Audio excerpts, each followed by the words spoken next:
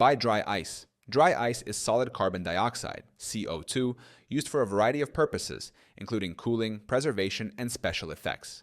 It sublimates directly from solid to gas, making it ideal for shipping perishable goods, cooling beverages, or creating fog effects.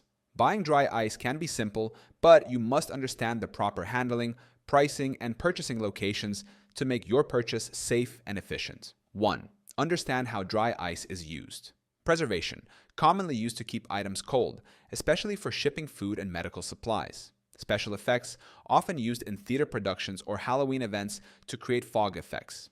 Industrial applications, utilized in cleaning processes, dry ice blasting, and for temperature control in scientific experiments. 2. Where to buy dry ice. Grocery stores. Many local grocery stores or supermarkets sell dry ice, usually near the freezer section. Some even offer bulk purchases for events or businesses. Specialty suppliers. Some suppliers specialize in industrial and commercial quantities of dry ice for businesses that need it regularly.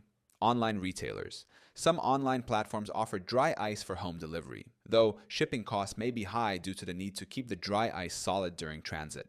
3. How much dry ice to buy. Dry ice is typically sold by weight, pounds or kilograms, and prices vary based on location and quantity.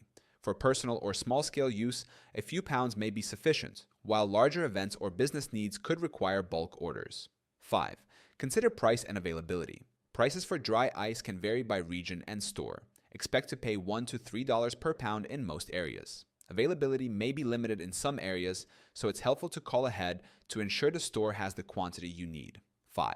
Safety considerations. Dry ice is extremely cold, and direct contact with skin can cause frostbite.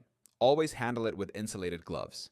Ventilate areas where dry ice is used, as it sublimates into carbon dioxide gas, which can displace oxygen and cause suffocation in poorly ventilated spaces. Store dry ice in a well-ventilated area, preferably in a cooler with vent holes to allow gas to escape. 6. How to store dry ice. Dry ice should be stored in an insulated container to slow its sublimation process. Do not store it in airtight containers to avoid pressure buildup from the gas. In conclusion, buying dry ice is straightforward, whether from grocery stores, specialty suppliers, or online platforms. Ensure you handle it with proper safety precautions and buy the appropriate amount based on your needs.